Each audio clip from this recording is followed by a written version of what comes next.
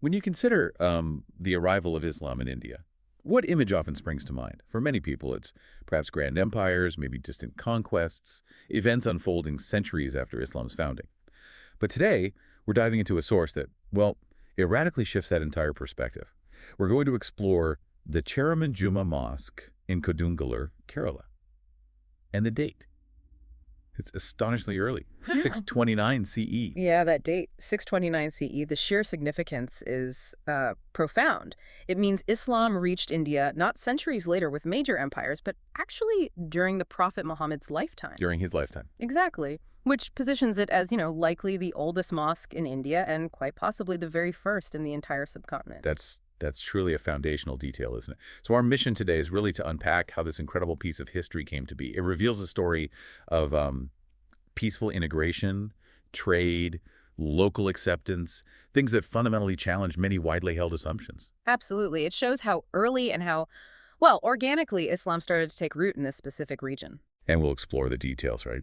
From ancient trade routes, this surprising story of a local king. To its unique architecture and how this mosque has just endured through centuries. Okay, so let's start by setting the scene. Paint a picture for us of Kerala's Malabar coast back then, that vibrant southwestern coastline. It was, for centuries, this crucial, bustling hub in the global spice trade. Definitely. And Arab merchants weren't just, passing visitors. They were anchoring there regularly, often setting up shop, basically, during the monsoon season, sometimes staying for months. And they weren't just bringing goods, were they? No, not at all. That's a key aspect here. It wasn't just spices, silks, valuable items. They brought a rich exchange of ideas, languages, and, crucially, religion. So the spread of Islam along this coast, Mm-hmm.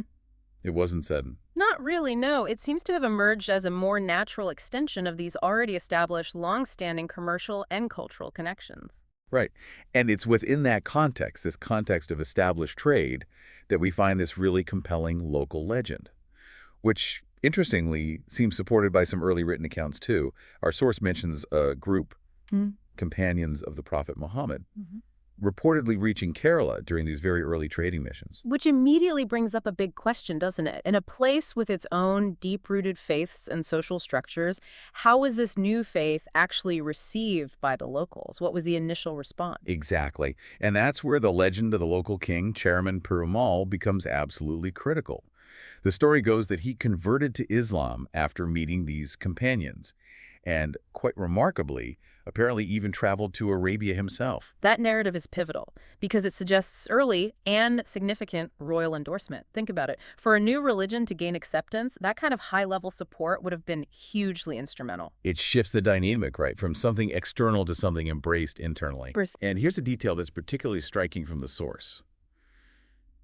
The mosque itself was built with King Perumal's direct permission, which makes it one of the very, very few mosques established during the Prophet's lifetime outside of Arabia. That's rare. Extremely rare. And this also challenges another common perception, doesn't it? Unlike later mosques often built by conquering armies or empires, the Cheraman Mosque was reportedly constructed by local Indian Muslims, these early traders and converts. And crucially, the architecture itself tells a story here. The original mosque looked, well, distinctly different from the grand, domed Mughal structures most people might picture when they think of Indian mosques. How so? It actually resembled a traditional Kerala home, with a sloped tile roof, lots of wooden interiors. The source notes that the more overtly Islamic features things like minarets or domes. Those were only added much, much later during renovations. Wow, so what does that architectural style really tell us then? It feels like more than just a local design choice. Oh, absolutely. It's a profound statement, really. It signifies that Islam here wasn't just imposed from the outside. It was welcomed. It was shaped by the local culture right from the beginning. It shows a truly organic integration, not just an arrival. A visual metaphor for integration. That's powerful. And the mosque's endurance over the centuries? It's also just remarkable. I mean, imagine, it's been renovated many times, parts rebuilt, but the original foundation is still there. And get this, there are still wooden beams inside that are apparently over 1,300 years old. 1,300 years. Just think of the history those timbers have witnessed. It's incredible. It really is. And what's equally striking, I think, is its continuous operation. Through all the political upheavals, colonialism, even periods of communal conflict. This mosque has remained open, functional, for centuries. That's a true living testament to its deep roots, its integration, its resilience within that community. Absolutely. So let's try and distill this fascinating account. Let's pull out the core insights from our source material. What are the key historical takeaways for you, the listener? Okay, first point. Its contemporary age with Prophet Muhammad. This confirms its reported construction happened while the Prophet was still alive. That places it among the world's oldest mosques outside the Arabian Peninsula. Huge. Right. Point one. Second, the story of the royal conversion. Cheraman Perumal, if the legends hold, becomes one of the very first Indian royals to embrace Islam. And this is long before any major Muslim empire established itself on the subcontinent. A royal conversion that early. Third, it's a prime example of early Indo-Islamic design. Especially in its original form, it seamlessly blended local Indian architectural traditions with those initial Arab influences. That blending is key. Fourth, its peaceful local acceptance. You know, the way it seems to have been established through trade, through royal endorsement, it directly contradicts the common assumption that Islam only entered India through conquest. A very different narrative of arrival. Exactly. And finally, fifth point, it serves as living history. It's still an active mosque today. Visitors can go there and experience centuries of continuous faith and culture firsthand. It's really not just an old building then, is it? It's a living symbol.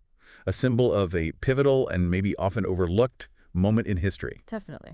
So, wrapping this up, what does this deep dive into the Cheraman Juma Mosque mean for our broader understanding of history? It feels like it truly reshapes the narrative of Islam's arrival in India. Yeah. It highlights this whole period long before what many consider the major Islamic empires. Yeah, and if we connect that to the bigger picture, it really underscores how knowledge, how cultures, even religions, spread. It's not always through grand, sweeping events like conquests, right? Wow. Sometimes it's through quieter, more organic means. Like trade. Like trade, like trust, like shared human connection. It's just a powerful reminder that history is often far more nuanced, more complex than our generalized understandings might suggest. It really is. And it's a story of cultural exchange, of mutual respect that feels, well, particularly relevant today. So, for you, our listener, maybe this raises an important question to think about. What other widely accepted historical narratives might be missing a vital, surprising chapter like this one? What other firsts, what other early interactions are waiting out there to be uncovered? Ones that might challenge the assumptions we hold about the histories we think we know so well. Makes you wonder.